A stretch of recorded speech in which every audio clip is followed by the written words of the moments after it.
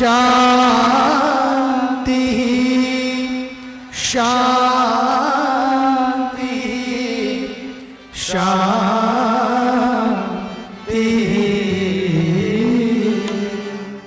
If Shiva is the one who destroys or dissolves, well, the other day, Puja Swamiji was speaking about the churning of the ocean. And when the ocean was churned, how what came out of the ocean was first poison. And in order to keep churning, in order to get the amrit, that nectar of immortality, well, somebody had to do something with the poison. And Lord Shiva came forward and drank it. He couldn't take it down into his system because, of course, as God, the whole world lives inside him. And so he couldn't swallow it because it would destroy the world inside. But if he spit it out, it would destroy the world outside.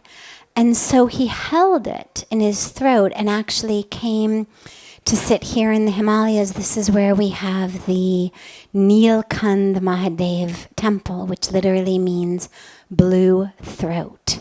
And so it said that when Lord Shiva held the poison in his throat, that his throat became blue and he came and sat here to meditate. So the question is, well, shouldn't that have been Vishnu's job? If what we're talking about is a sustaining of the universe, shouldn't that have been Vishnu's job? The whole concept of the breaking of them is something that when you get into the heights of Advaita Vedanta, when you get into the depths of that teaching, all of the distinctions and the borders and the boundaries dissolve. So it's not about here's creation over here, here's sustenance over here, here's destruction over there, but it's one. It's happening simultaneously, which is what quantum physics is now beginning to tell us the same thing. You know, we used to look at time as linear. Creation, you're born. Sustenance, you live for a while. Destruction, you die. End of story. Or even should you believe in reincarnation, again, you're born, you live, you die. It's still linear. It just may be on a repeat cycle.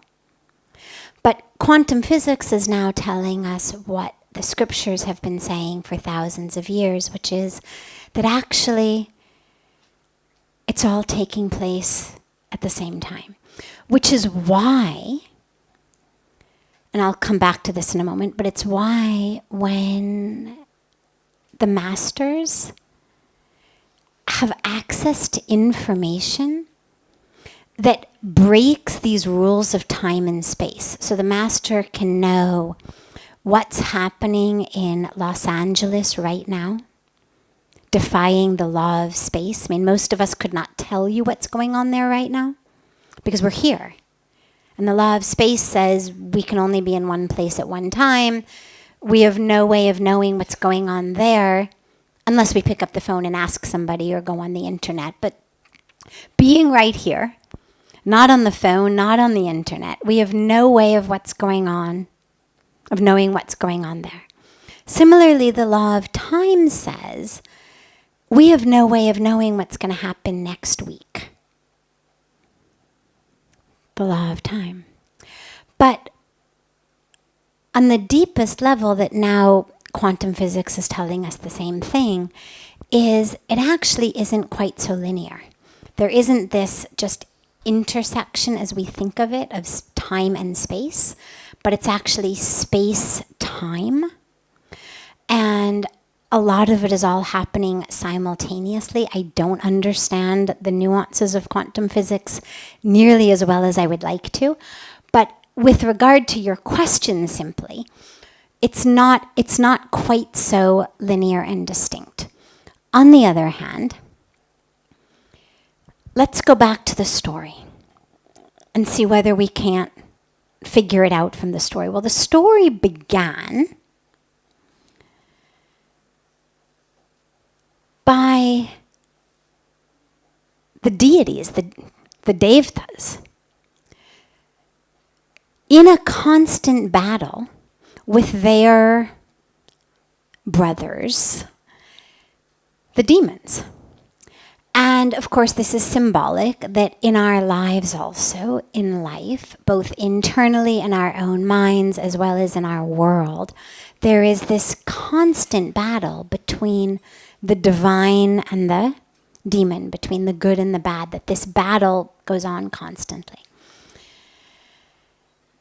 Because the demons were always prepared to use all sorts of non-kosher techniques to win the battles, they were winning, as happens in our world frequently. And the divine ones were getting slowly killed. And so they went to God and said, give us a boon. Give us immortality so that we can stay immortal, because otherwise these demons are going to kill us and the whole world is going to become demonic and dark. And so we need this boon of immortality. And so what they were told was, okay, there is this nectar of immortality, but in order to get it, you have to churn the ocean. And in order to churn the ocean, you're going to need the help of your brothers, the demons. You can't do it all yourself. You're going to need their help. And so together, as they're churning, so many things come out of the ocean before the nectar comes out. I won't go into the whole list of all of the things that came out of that ocean. But one of the things that came out was poison. And as Puja Swamiji always says when he speaks about the story, in our lives, as we're churning, whether it's a churning in our mind, whether it's a churning in our lives, we're looking for nectar. But so frequently poison comes out. And we shouldn't worry about that. And so we have to keep going. A lot of people, when that comes up, whether it's in meditation, in our other spiritual practice, whether it's in psychotherapy, whatever it may be in, a lot of people run from it and say, forget it. I'm not getting better, I'm getting worse. And what the teaching is, keep going. The nectar will come. But first, the poison has to be dealt with. And of course, nobody wants to deal with the poison.